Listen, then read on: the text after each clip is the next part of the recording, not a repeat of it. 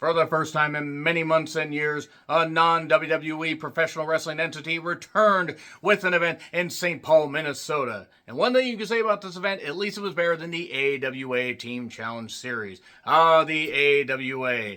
The Major League of Professional Wrestling, but by the time 1990 came around, they were throwing out ideas like the Team Challenge Series. And if you were a fan as old as me, or older than me, and I'm older than dirt, so I feel sorry for y'all, you may remember the AWA Team Challenge Series. I'm so sorry for reminding you of the AWA Team Challenge Series and the $1 million prize that Vern Gagne was absolutely going to be able to honor, even though he was losing money right, left, center, up and down, all around. Come on, defense work, up, down, down, left, right, PA start, losing money out his ears, out his ass, out his goddamn mouth, out the top of his goddamn head because he lost his hair a number of years before running the AWA. Also, he was older than goddamn dirt, but yes, the AWA Team Challenge Series. You're welcome for that reminder. But let's talk about this particular program that had nothing to do with the American Wrestling Association, or did it?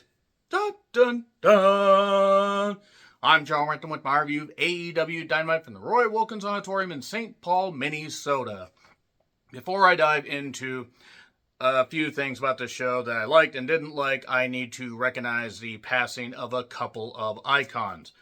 Bill Mercer, longtime sports announcer, he even did news about Lee Harvey Oswald. I mean, he had done news for so goddamn long. He was in his 50s when he became the announcer for World Class Championship Wrestling and then briefly for Wild West Wrestling. That actually was a thing, believe it or not. Google it, kids. Bill Mercer, though, he was great on the Heroes of World Class, that documentary. He was great on the Triumph and Tragedy of World Class Championship Wrestling. Rest in peace, Bill Mercer. Really a lot of great calls and everything. He just had that sports feel to him. Really called professional wrestling like a sport. Treat it like a sport. Treat it with respect. Understood the entertainment aspect of it. And if you can, check out some World Class Championship Wrestling clips. Check out some stuff with Bill Mercer and let me know your thoughts if you're unfamiliar with his work. He was a little bit before my time, admittedly. I had to catch the World Class stuff on syndication. But rest in peace, Bill Mercer, 99 years old. What a career he left. And, of course, professional boxer and, grill master himself, George Foreman, 76 years old. I mean, come on. Right? The man's legacy speaks for itself. The tremendous fights with Ali and so many other opponents that he had. His comeback and doing, great things and still, being a goddamn beast. But the grill, the Foreman grill, that kind of stuff. But don't worry, Hulk Hogan would have absolutely had that goddamn grill if he hadn't been picking up the kids from school. Really, he would have. The Foreman grill sold a whole lot better because the Foreman grill appealed to many demographics. Unlike Hogan, the only one to appeal to one particular one. That being said, George Foreman, 76 years old. It seemed like he was older than that because he was around for so goddamn long. But naming his kids George, Google the reason why. You might actually be very, very surprised. But yes, rest in peace to Bill Mercer and George Foreman, two of the all-time greats. So yeah, the crowd is pretty goddamn loud, I will say that much. And we're on the way to Dynasty in about 11 days as of this event. I did get the bundle of Revolution and Dynasty. I'm also kind of reaching my apex as far as just wanting to spend the money on these pay-per-views and everything. So really, after this year, I might have to start cutting back because I don't know if they're necessarily worth it anymore. We'll see. And I'm not asking you guys to pay me. Not asking for that. I'm not putting any of my content behind a paywall. Just wanted to say that right there. So, sponsored by Minecraft the movie, or a Minecraft movie. Yeah, this seems like it was a Minecraft, but of a different variety. Nevertheless, Kenny Omega took on Vanilla Baby Blake Christian. What? What kind of stupid nickname is that? So, a lot of pyro for Kenny Omega. More crowds and venues like this, because it was small and intimate. I think they had about 3,500 people. I think the capacity for the venue is around 4,500 to 5,000, and good stuff. So Blake flipped off Omega seemingly forever, I think, trying to get him to do something. We got a spear on the apron, and then we got an inverted tope, which was impressive.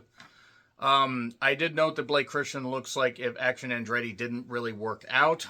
And then Kenny hit a couple Snapdragons, could have pinned him, but hit the V-trigger and the one-winged angel. Why'd he hit his finish on this guy? This guy that has apparently been on Ring of Honor, and I think 10 people watched that. I'm not knocking the efforts of the Ring of Honor roster, but come on. Kenny then cuts a promo and basically says, Tony Khan wanted me to make it quick, so I did, but at Dynasty, it is going to be me against two of the best. And then here is Skeetball Meatball Mike Bailey, and I am going to say right now, I never want to hear this goddamn motherfucker ever talk again. Nerfball Mike Bailey is what I might as well be calling him, because when he talks, good God, I understand he's probably maybe a bit nervous being on a bigger stage like this. He has to be an Impact, and he's competing for other promotions. Do not have this guy talk again. He literally looks like Joe from Fatal Fury. Actually, he looks like Hong Kong Phooey and Todd Pettengill, Human Centipede together. Now you will never unsee it. I saw that in a couple of Facebook groups, and now I can never unsee it. So, I basically said, oh, he can't talk for shit, and he annoys me. Kill him, Omega. But then, speaking of people that annoy me, Ricochet shows up. Apparently, he's getting married. Well, good for you. Good for him. I hope that marriage does last, because if he fumbles Sam, he's an idiot. Terrible audio, by the way. Were they recording this without a goddamn windscreen, or did they record this in a vacuum? Omega was the best promo here. That is sadly the state of this particular segment. And he says, I'm not about making friends. I have a cat. I don't need any more friends or whatever it was. It was just the stuff about the cat got me, because I got a cat. And it is usual stuff. Jericho talked, and I don't care. I don't want to see him anymore. I don't want to see Brian Queef. I don't want to see the roided up Bill. I don't want to see them. So MJF shows up to talk about MVP's offer. He mentions MJ's legacy and knocks Prince, Minnesota. Prince has the better discography, in my personal opinion. I open myself up to a lot of hate in the comments. No disrespect to MJ's talent. But here's MVP. They love the Hurt Syndicate. They are chanting, we hurt people. MVP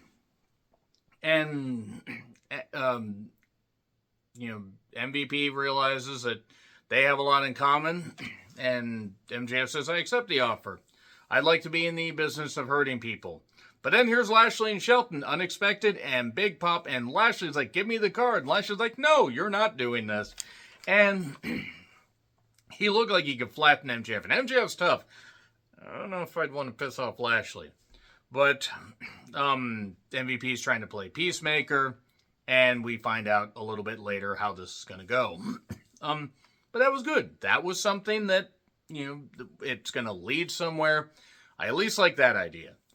And then Big Bill and Brian Queef, they gave this, and I know his name's Brian Keith, but if you're going to be associated with Chris Jericho, you deserve a stupid nickname, because you're stupid. And this guy, I don't care how good he is in the ring. He was talking, I'm like, no, just stop. Stop letting some people talk on this show. So, I guess we're going to get them, challenging for the tag titles. Good fucking God. And then Tony and Rosa are backstage. And Rosa's like, I want to come back for what I never lost and everything, but you've changed. You have a butler now. And Tony talked about how they're going to double team Megan and Penelope. I could make a joke, but I don't need to. And our team, it's going to be Thunderstorm, because that was their team before, but now it's Thunder Tits. And that is something that the crowd was chanting. And then Brody King took on Kyle Fletcher. Kyle refuses to just stick with a look.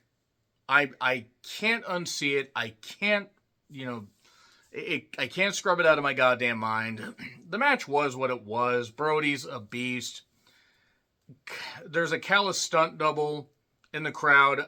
Whoever that guy is, credit to you, man. That was some good shit. Here's Mark Davis. There was a nice sky elbow a little bit earlier by Kyle. But then during a superplex spot, Mark Davis shows up, and then that manages to distract Brody enough where a buckle buster, brain buster was hit. And then here's Hobbs, basically, because he's facing up against Mark Davis.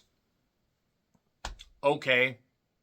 I mean, they're keeping the show flowing. I'll give them that much. Hobbs then beat Mark Davis fairly quickly. We get meat chance. I did notice, was that Von Wagner as one of the guys, security guards, indie jobber security, trying to stop Hobbs? Seriously, was it Von Wagner? Was it just somebody that looks like Von Wagner? If it's somebody that looks like Von Wagner, I'm sorry. I'm so sorry.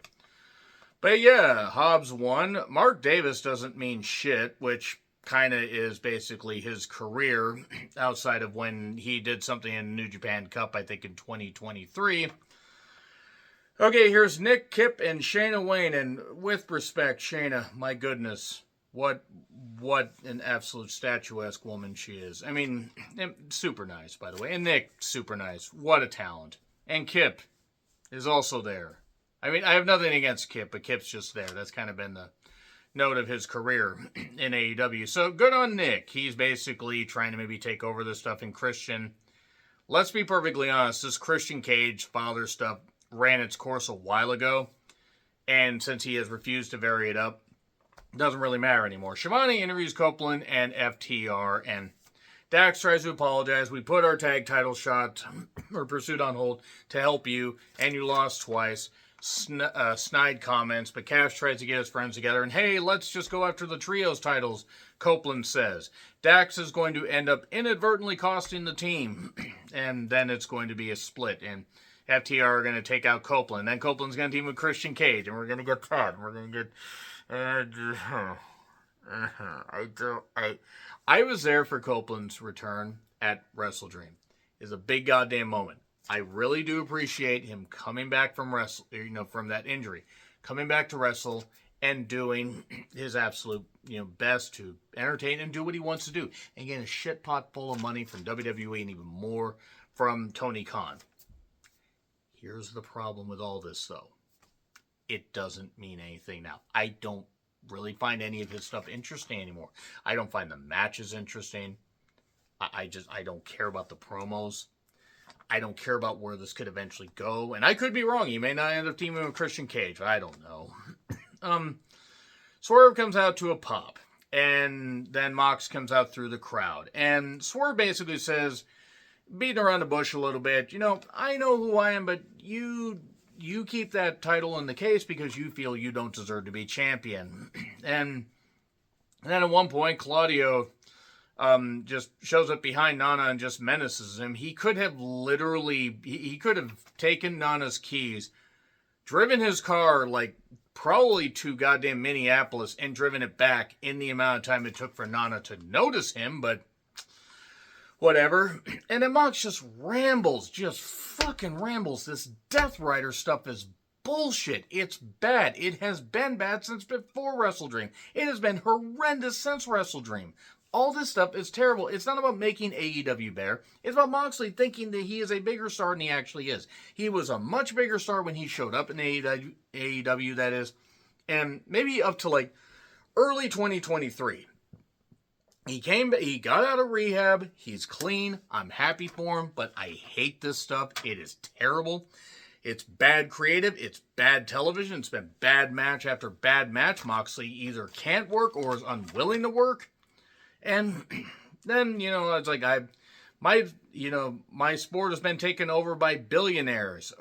And by the way, this was the episode that actually would either tie or beat the number of Nitro episodes. And it's on the 24-year anniversary of the final Nitro. Which, by the way, if you want to go back and see me lose my mind, go back and check out the Old School Wrestling Reviews playlist and scroll through to the reboot episode. It's 4/10/2000 of WCW Nitro. And you will see me lose my shit from there all the way through the pay-per-views and the Nitro and Thunder and stuff like that. That being said, that's a cheap plug for stuff that I did. My God, I started that about 5 years ago. Good Lord. But taken over by billionaires. Okay, he's made more money doing less good shit than almost anybody besides Jericho. Well, and the Bucks. But the crowd just boos. They don't even boo we're mad at you. We're tired of this. They are tired of this. We are all tired of this.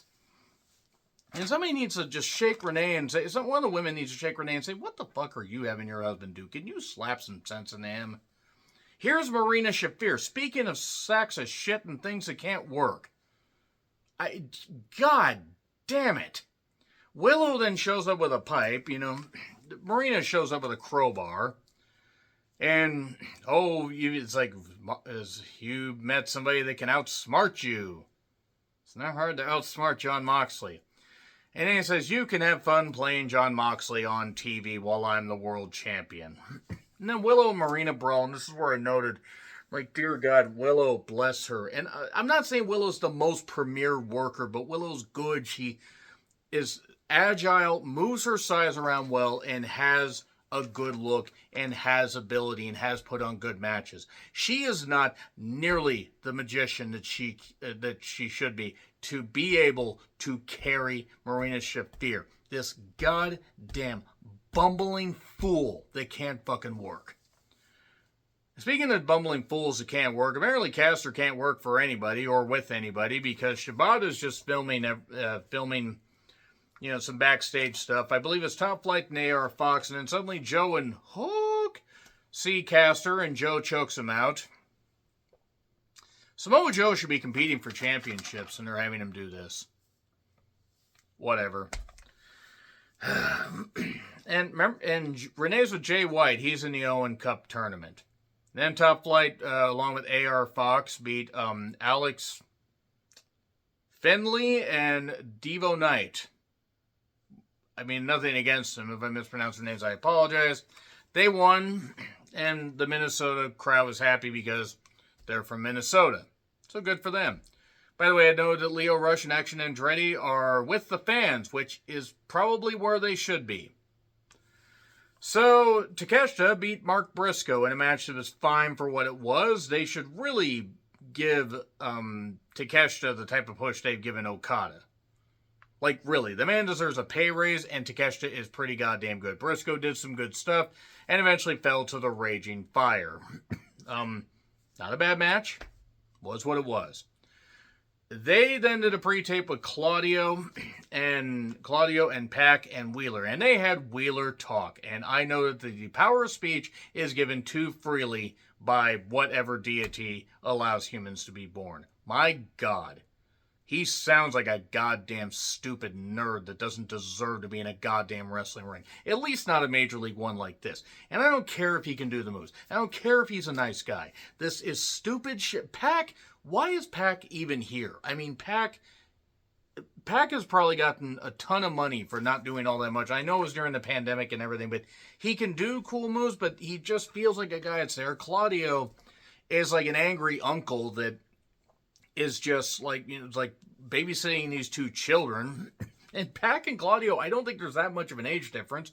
And you have Wheeler that looks like a fucking small child and talks like a small child. God, if they ever had Speedball and Wheeler feud and they had them cut goddamn promos, I think I just want to, remove the power of speech from everybody. God, fuck Wheeler, his parents were just producing him. Like, how the fuck could you produce somebody that's the best? That's a sperm that won? God, I'd hate to see the sperm that lost. Anyway, MVP tells Shelton and Lashley it's going to work. Am I pissed off enough about it? It's just every step forward, they take steps back on this. Tony Khan will not relent and admit that he has had some really bad ideas, and his Death Rider stuff is really bad. So anyway, Tony Storm got a big pop. Tony Storm and Thunder Rosa faced off against Megan Bayne and Penelope Ford. And bless Penelope Ford, I know that she went through some stuff, and I'm sure it's going to take a bit for her to, really try to, do better in the ring. But unfortunately, she's no better. She's never going to get better. This is who she is. Megan Bayne has a look and has ability. She also has a very distracting tan that I can't unsee. And unfortunately, that's all I'm going to say. And I love Thunder Rosa. What a fucking talent. Really wish that Thunder Rosa was being used better here. I'm a little bit surprised that Tony Storm took the pin. I'm surprised they put this in the main event. Nothing against putting the women in the main event. But God damn it. Just, it's a bit of an effort that they're putting into the women's division. I'll give them that much credit. A friend of mine pointed out that Britt Baker is no longer there, which yeah, the women's division has been booked a whole lot better because you got that alleged drama queen out here, and I say alleged because I don't know if it's actually true. But yeah, that was it for Dynamite. Went a little bit longer than I thought, but I had some things to say, so that being said, let me know your thoughts in the comments. Like, share, subscribe, Twitter, Letterboxd, Blue Sky handles in the description. I'm John Riplin. I'll see you soon.